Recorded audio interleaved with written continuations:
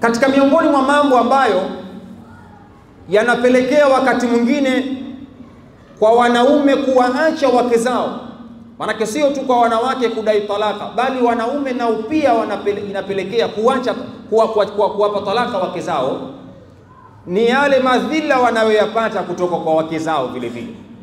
Manake haya mambo yako vice versa, yani wakati mwingine inakuwa upande huu, wakati mwingine inakuwa upande huu. Wakina mama nao wakati mwingine huwa wanapelekea kuwafanya wakina baba waache wale wanawake. Niliwahi kuambia siku moja, katika kitu ambacho wanaume wanakitaka kutoka kwa wake zao, kupata kitu kinaitwa listening ear, kupata sikio la kuwasikiliza. Listening ear, sikio la kuwasikiliza. Mwanamke anapokuwa sio msikivu kwa mume wake, ni moja ya sababu inayopelekea mwanamume kumpa talaka yule mwanamke, kwa sababu sio msikivu. Hii ni sababu. Lakini mwanamke anapokuwa msikivu kwa mume wake, ni ngumu sana kumkuta mwanamume akampa talaka mke wake. Kuna msemo mmoja Waswahili wanasema, hakuna mwanaume mkaidi kwa mwanamke mnyenyekevu.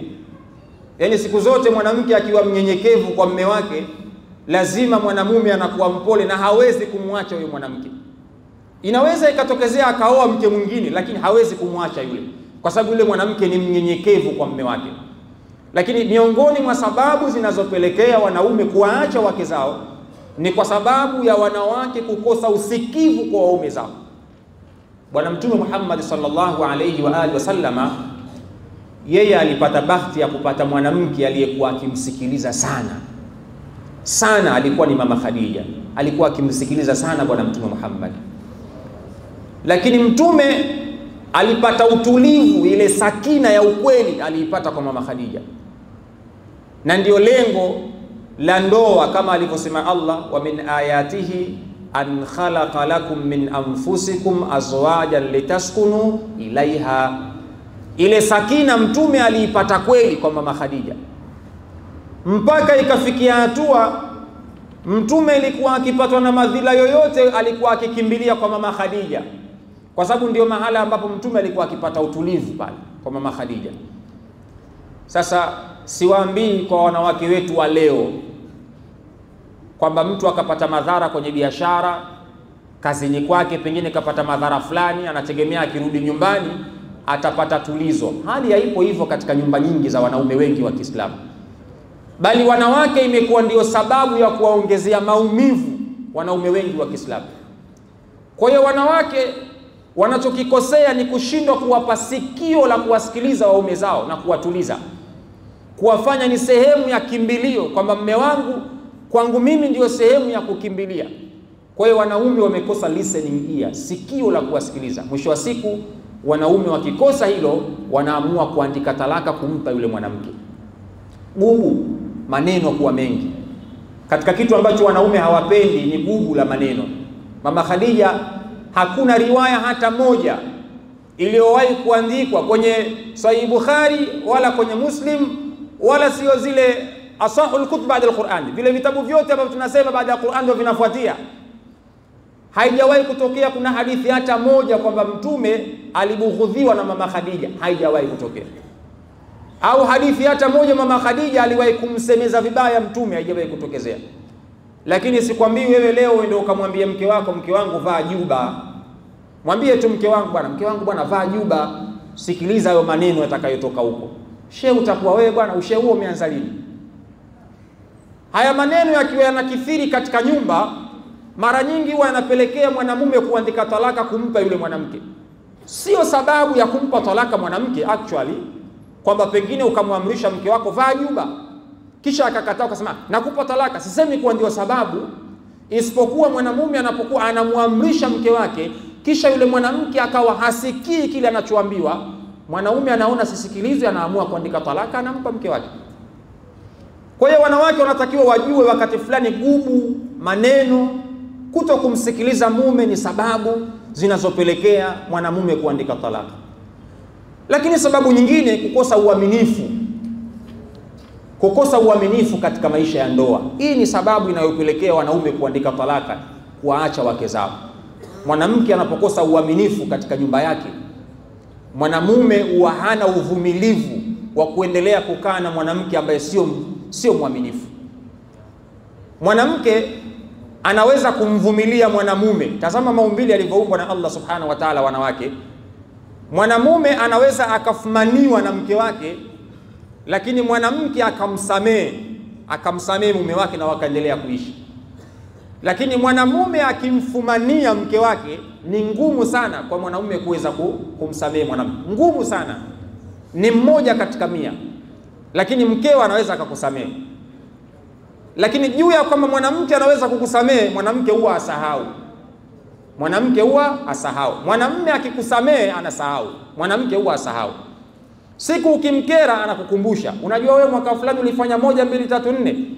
Lakini mnaendelea kuishi, amekusamehe, lakini huwa asahau. Maana kusamehe ni jambo moja na kusahau ni jambo lingine. Yule Wahshi aliyemuua Hamza ammi yake na bwana Mtume Muhammad sallallahu alaihi wasallama, baadaye Wahshi akaingia katika Uislamu. Lakini Mtume kila alipokuwa akimuona Wahshi alikuwa akijisikia vibaya. Japokuwa alikuwa amemsamehe na yule alikuwa kashaingia katika Uislamu. Lakini bado Mtume alikuwa anakumbuka lile tukio kwamba huyu kamuua ammi yangu Hamza, lilikuwa anakumbuka, linamjia lile tukio, na reflect kwenye akili yake. Kwa hiyo na wanawake wako hivyo hivyo kwamba anakusamehe, lakini siku ukikosea anakukumbusha. Lakini mwanaume akimfumania mke wake hana sifa ya kusamehe, kwa vyovyote lazima atamwandikia talaka. Kwa hiyo miongoni mwa sababu zinazopelekea ndoa nyingi kuvunjika, hasa kwa wakina baba kutoa talaka, ni kukosekana uaminifu kwa wakina mama. Kwa sababu kuna baadhi ya mambo, hata hizi simu hizi smartphone, wakina mama wake zetu wanajiposti kwenye mitandao. Sasa hivi kuna mitandao ya TikTok, kuna Instagram, kuna Facebook. Utakuta mwanamke au mke wako anajipiga selfie, anajiposti katika mtandao. Akijiposti katika mtandao, kule kunakuwa na wajuba. Kuna watu wanaitwa wajuba. Kazi yao wao kutazama wanawake waliokuwa wazuri katika mitandao. Wale wajuba wakishaona picha nzuri wanaingia inbox, wenyewe wanaita inbogo. Wanamfuata mtu inbox, anamfuata yule mwanamke, anakwenda kumtongoza. Kwa hiyo wanawake wengi wanachati katika mitandao ya kijamii, kiasi ambacho mpaka zile simu zimekuwa na password, mume wake hawezi kumpa ile simu, hawezi kumpa mume wake, kwa sababu kuna wanaume wengi anakuwa anachati nao. Kwa nini? Kwa sababu katengeneza kishawishi kwenye mtandao, ameweka picha. Kwa hiyo kuna watu wanakwenda wanamuapproach, wanakwenda inbox na yeye anachati nao. Kwa hiyo mwisho wa siku unakosekana uaminifu katika maisha ya ndoa. Na mwanaume akikosa jambo hilo la uaminifu, mwanaume mwepesi sana kutoa talaka. Kwa hiyo wakina mama wanatakiwa wachunge ule uaminifu wao juu ya waume zao. Mwanamume akishagundua mke wake sio mwaminifu, kwa vyovyote vile talaka lazima itatoka tu. Lakini kukosekana kwa uvumilivu kwa wanawake. Wanaume mara nyingi wanatoa talaka kwa sababu wanawake wamekosa uvumilivu. Yaani ile ikitokezea mwanaume kakosa, hali ngumu ya maisha, chakula imekuwa mtihani, pengine wanakula mlo mmoja. Unajua wanawake kila siku kama ninavyowaambia ni viumbe ambao wameumbwa, subira yao ina mipaka.